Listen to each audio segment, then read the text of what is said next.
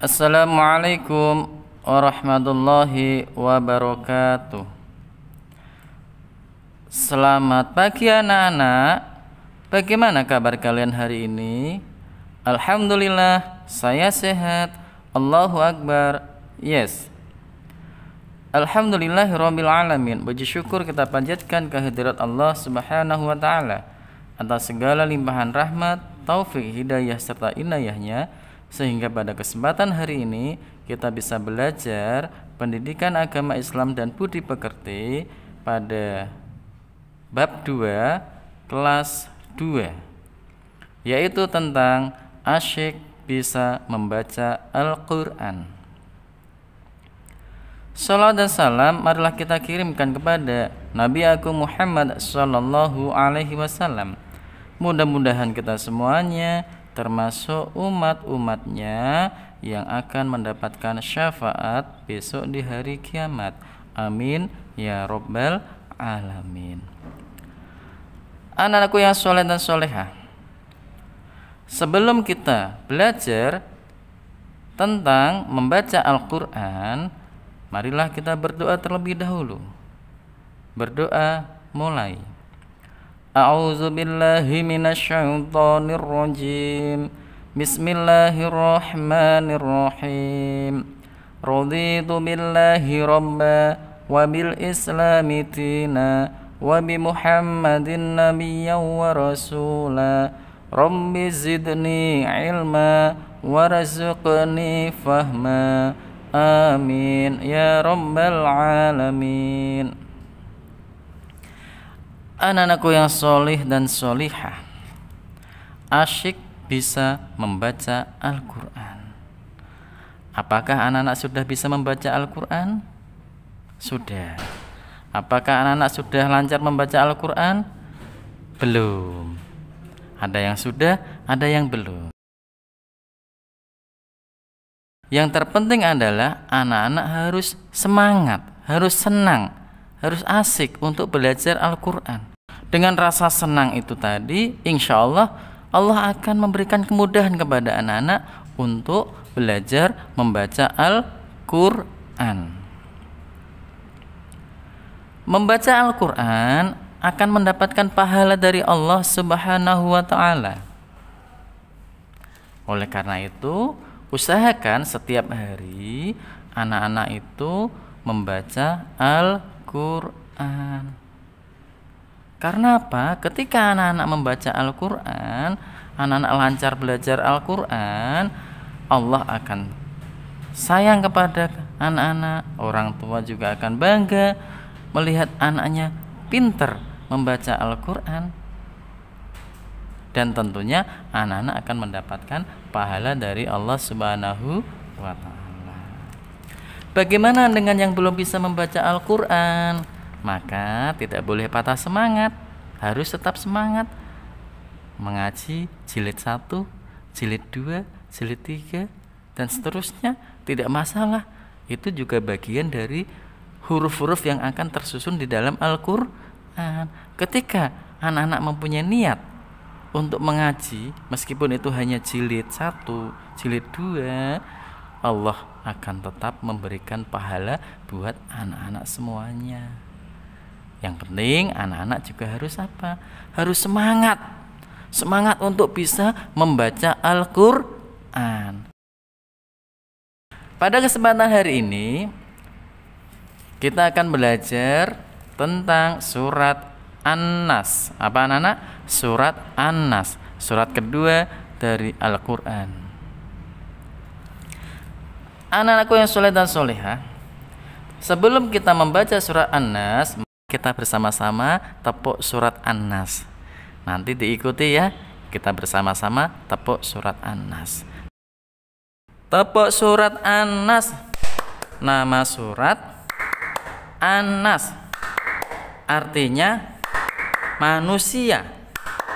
Jumlahnya 6 ayat, diturunkan di Mekah. Alhamdulillah, sudah semangat semua ya tepuk An-Nasnya.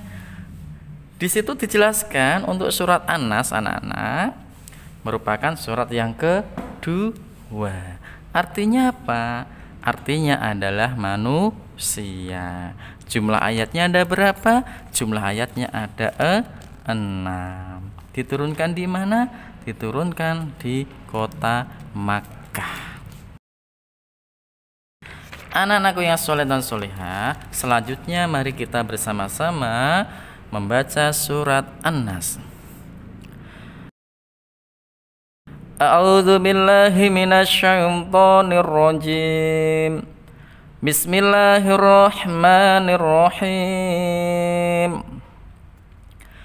Qul a'udzu birabbin nas, malikin nas, ilahin nas, min syarril waswasil khannas, alladzi yuwaswisu fi sudurin nas, minal jinnati wan nas. Shadaqallahul azim. Anak-anakku yang soleh dan solehah, itu tadi surat An-Nas. Ada 6 ayat. Ayat yang pertama berbunyi Qul a'udzu birabbin nas.